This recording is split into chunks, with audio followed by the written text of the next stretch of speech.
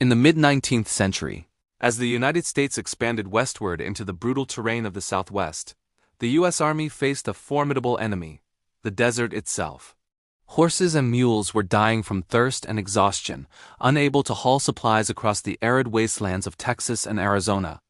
In 1855, Secretary of War Jefferson Davis, who would later become the President of the Confederacy, proposed a radical solution that sounded more like a fantasy than a military tactic.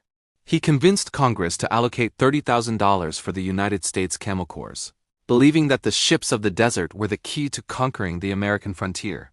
The Army dispatched a ship to the Mediterranean, returning with 33 camels and a group of handlers, including a Syrian caretaker named Haji Ali, whom the soldiers affectionately nicknamed Hajj Ali. When the strange beasts arrived in Indianola, Texas, locals watched in disbelief. The experiment, however, was a resounding success. In field tests, the camels proved superior to mules in every way. They could carry twice the load, travel faster, and go for days without water, happily eating cactus that would kill a horse.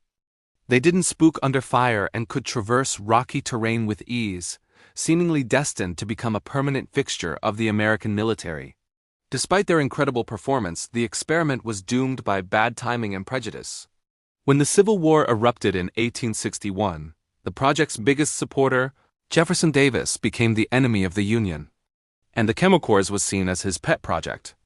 Union soldiers, who found the animals smelly and difficult to manage without their specialized handlers, lost interest. The camels were eventually auctioned off to circuses or simply turned loose into the desert.